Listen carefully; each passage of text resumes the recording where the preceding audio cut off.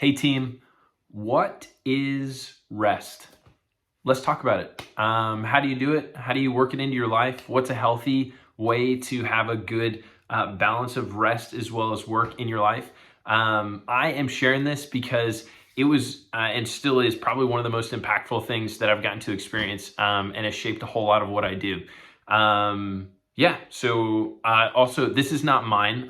This is someone else's. I heard it at a conference once and I thought that it was absolutely awesome. And so I share it with as many people as I can. So let's jump into it. All right. So when we talk about rest, I'm going to draw a sound wave here.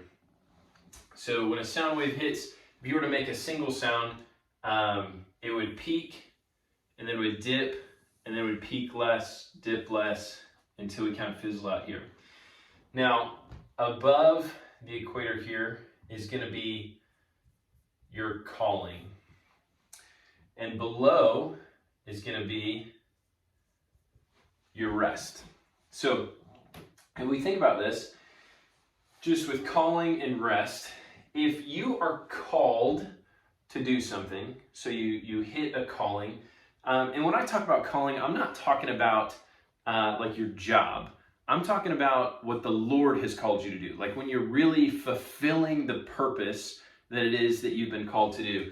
This is your calling up here.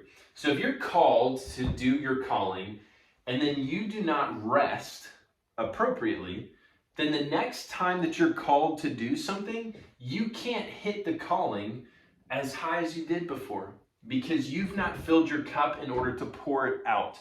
And so the rest bit, this is you filling your cup.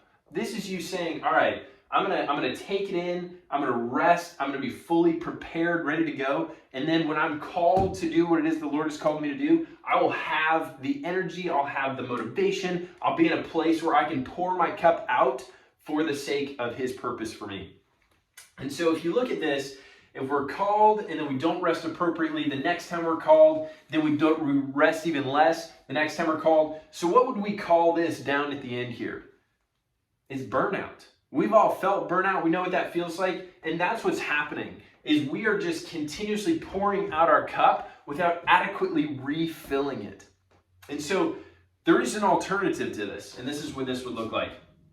So if you were to draw another sound wave here, and in this one, and I'm not an artist, so don't judge me, but in this drawing, if you can imagine the peaks and the valleys matching, right? And so every time that we are called, we then reflect, replenish, rest, so that the next time we're called, we're able to fulfill that calling. Now, let's talk about rest a little bit. Obviously, this is like, okay, sounds great. Would love to be able to rest as much as I'm called. I don't have time for that. I don't know what that looks like. I can't sleep, 14 hours a night, which is what I would love to do. That would be just adequate rest. When I talk about rest, I'm not talking about sleeping. What I'm talking about is doing things that fill your cup. So if you look at, the top part of the graph, your calling, that's when you're pouring out your cup. This is when you're doing the work that you're here to do. And so below this is filling your cup. That doesn't mean that you're sleeping. Sometimes that is sleep, which is great. But a lot of the other times is doing things that fill your cup. And when I say fill your cup, here's an example. So one of the things that fills my cup that I really love, I'm a competitive person. I love being competitive. Right now, it's pickleball.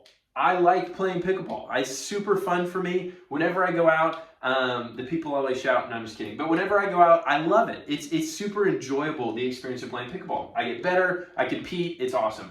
Now, rest is hard.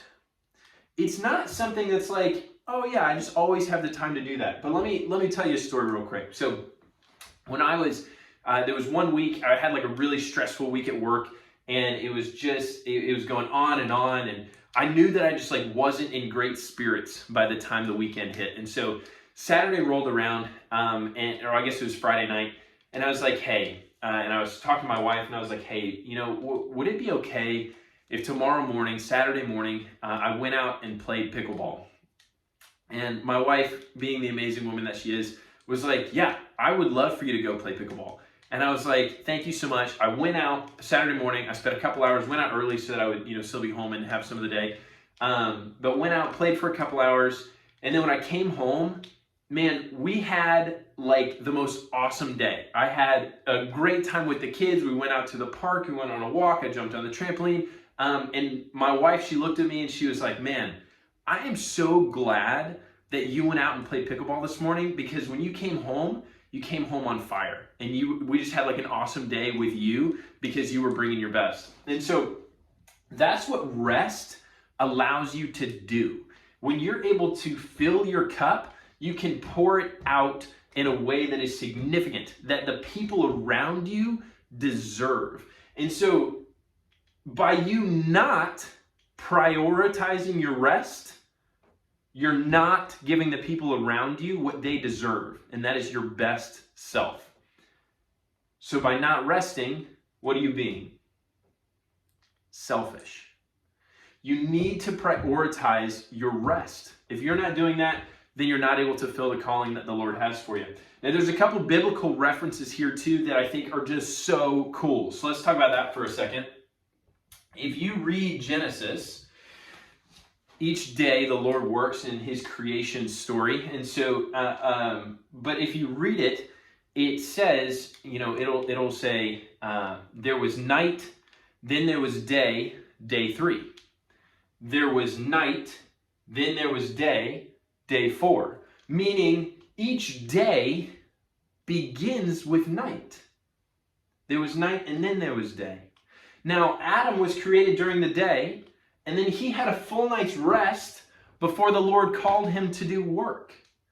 The rest comes first. If you don't prioritize rest first, you'll never be able to do the second.